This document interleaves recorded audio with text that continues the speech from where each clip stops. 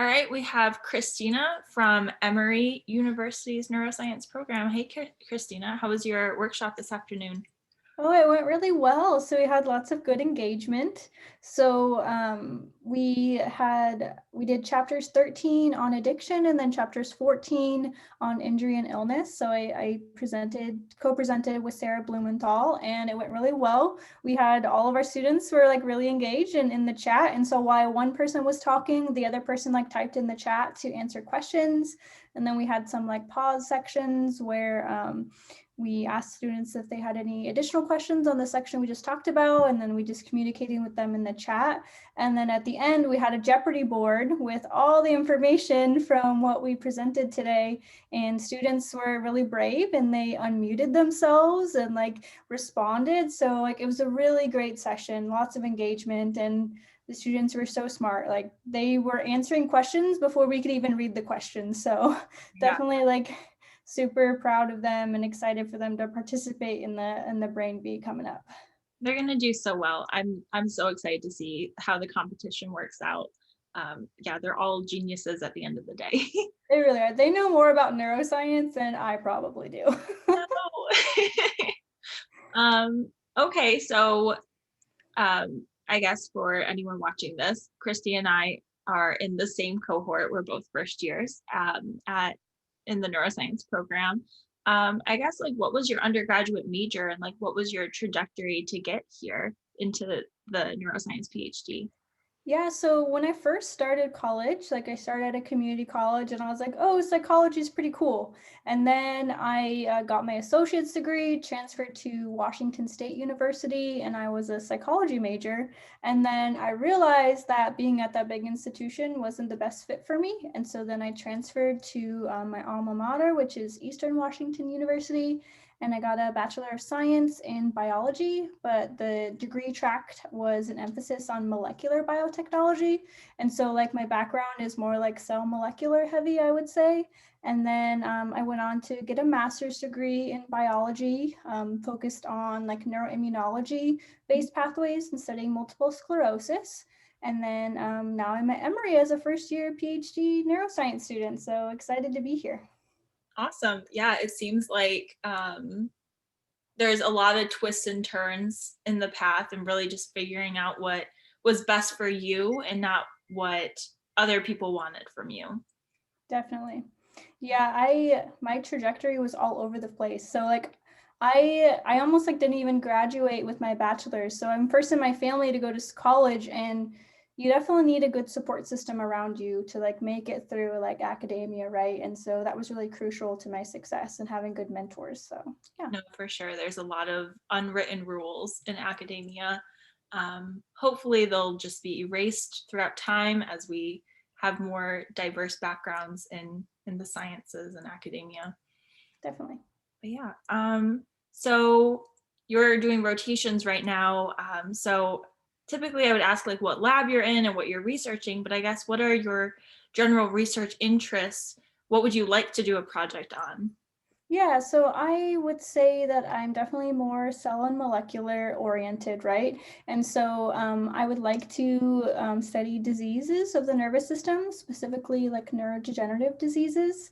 And so, but I also have like a real interest in neuroimmunology and kind of the crosstalk between the nervous system and the immune system and how those play a role in disease pathology. And so ideally, I would like to settle in a lab where I can study neuroimmune pathways and kind of be more of a basic scientist and kind of get a better understanding of those pathways so we can identify therapeutic targets for disease treatment.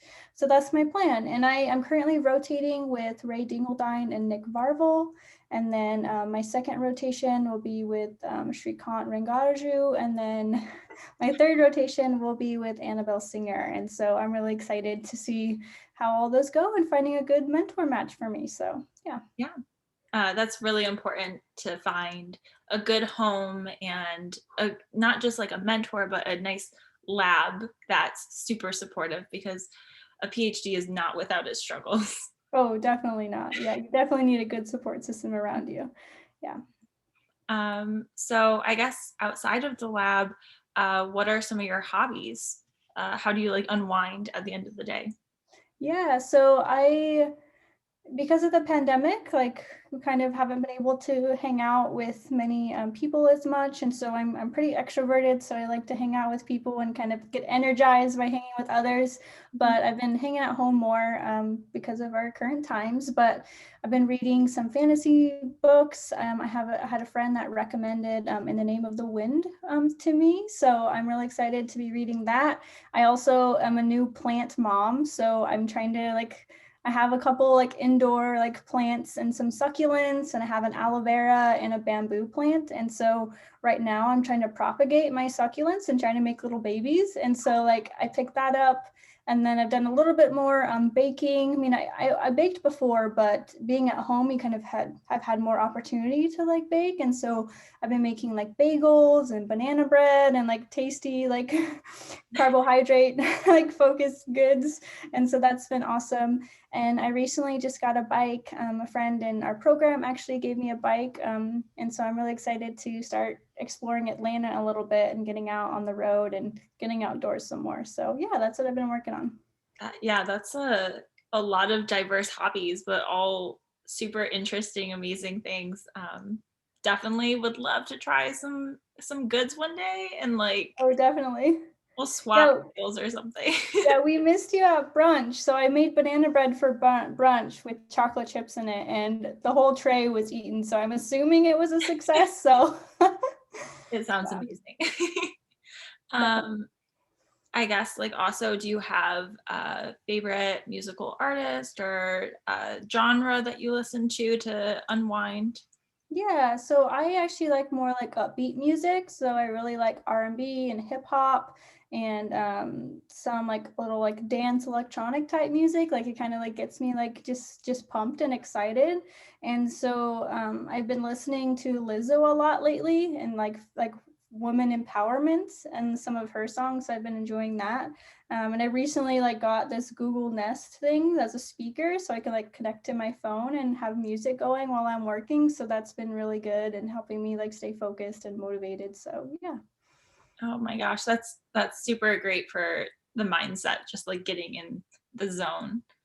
Um, Yeah, but when I'm like studying like for an exam, I normally have like classical music playing because if I am listening to my favorite music, I'm like trying to sing along, I'm like dancing, I'm like pumped and not focusing or retaining the information that I'm looking at while I'm studying. So if I'm studying, I have to switch to like a classical, non like actual word type music. So that makes sense.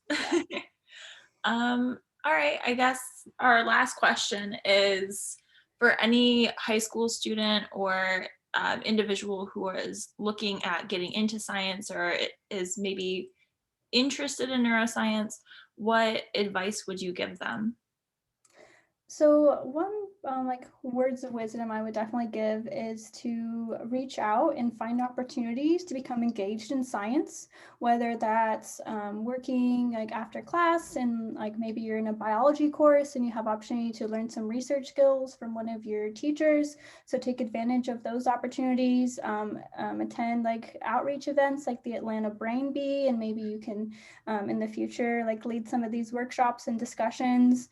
And honestly, just be curious, like be curious with science and understand that your interests are going to change, and that's okay. And don't have like a fixed mindset in terms of being a scientist. Like we are all growing and developing as scientists, and we're changing. And like my background isn't in neuroscience, and I'm pursuing a PhD in neuroscience. So be open to all those opportunities, and don't be scared to like reach out to your teachers or future professors about opportunities to gain skills for you to go on to a career in science. Mhm. I'd also add on to that, don't be afraid to reach out to strangers, like complete strangers. Um, there is more of a community than people realize in the science. Mm-hmm. I know often we get too intimidated to reach out to like older individuals, right? I remember like being undergrad and trying to apply to grad school, and then everyone's like, "No, you need a cold email faculty. Like, figure out like if you mesh with them or you have research interests." And I was so scared the first time like, I applied to grad school, and then the second time, because I ended up pursuing a master's degree, my second time I literally emailed people at every single institution I applied to, and it worked. Like, I connected with so many people, built my network, and I got interviews all over the place. So it was an amazing experience. That's awesome. Well, thank you so much for taking time out of your Saturday to share this wisdom. Yeah, definitely. Thank you for having me. It's been a great pleasure to serve on the Atlanta Brain Bee like workshop like team, and I'm really looking forward to doing it in the future. Awesome. All right. See ya. Bye.